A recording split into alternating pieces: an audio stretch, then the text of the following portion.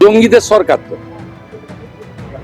শুধু ভোটার লিস্টের নাম নয়, আজকে ক্যানিং, শওকত মোল্লা বিখ্যাত ক্যানিং এ সেখানে জাভেদ মুন্সি ধরা পড়েছে, কাশ্মীরের পুলিশ এসে ধরে নিয়ে গেছে। কাশ্মীরের পুলিশ কাশ্মীর সরকারের নয়, ওটা গভর্নরের আন্ডারে। কাশ্মীরের পুলিশ এসে পাকিস্তানি জঙ্গিকে আজকে ধরেছে ক্যানিং থেকে, যে ক্যানিং এ সব ভোট তৃণমূল নেয় বা পায়।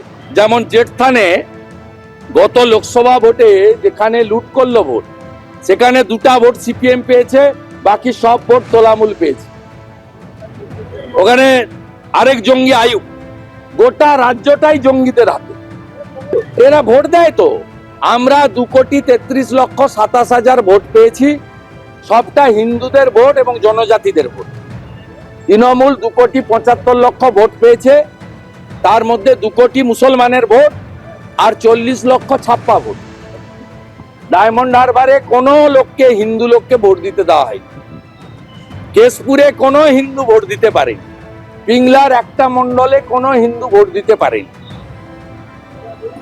জেঠথানে একটা বুথে 727 তৃণমূল, 2 সিপিএম আর বিজেপি 0। এই মডেল। এখানে জঙ্গিদের সরকার চলছে।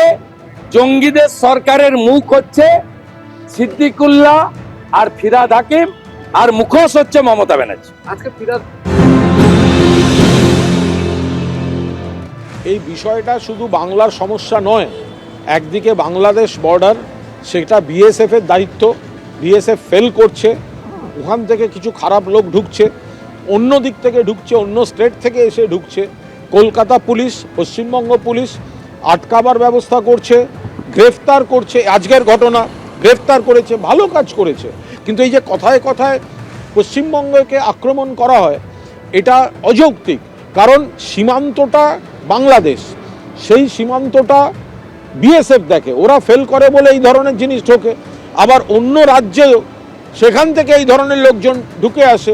এত বড় জনবহুল এলাকায় যদি মিশে যায়, দুম করে তাকে খুঁজে পাওয়া, পয়েন্ট আউট করা, এগুলোও তো কঠিন কাজ। কিন্তু পুলিশ তৎপর, পশ্চিমবঙ্গ পুলিশ তৎপর, কলকাতা পুলিশ তৎপর। আজ আবার সেটা প্রমাণ হয়ে গেল। ক্যানিং থেকে যে কাশ্মীরি জঙ্গিকে গ্রেফতার করা হয়েছে তার সম্পর্কে মারাত্মক তথ্য। আগেও সে কলকাতা এসেছিল। গত বছর শ্যালককে নিয়ে ভিক্টোরিয়া মেমোরিয়াল ঘুরেছিল এই জাভেদ আহমেদ মুন্সি। 2022-এ 10-12 দিনের জন্য ক্যানিং এ শ্যালকের বাড়িতে এসেছিল জাভেদ। কাশ্মীরে ঠান্ডা পড়ায় কলকাতা এসেছে, এমনটাই দাবি করেছিল সে। আর এবার 19শে ডিসেম্বর দিল্লি থেকে ক্যানিং এ আসে জাভেদ। ওই দিন রাতেই শ্যালকের বাড়ি থেকে জাভেদকে গ্রেফতার করে পুলিশ। এবিপি আনন্দকে এমনটাই জানিয়েছেন ধৃত কাশ্মীরি জঙ্গির শ্যালক গুলাম মোহাম্মদ।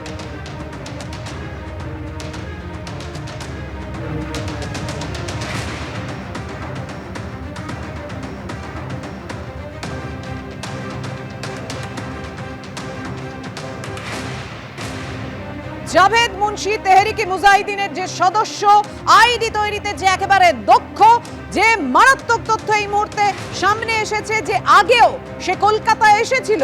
এই ক্যানিং থেকে ধৃত কাশ্মীরি জঙ্গি গত বছর শ্যালককে নিয়ে এসে ভিক্টোরিয়াল মেমোরিয়াল ঘুরে যায়।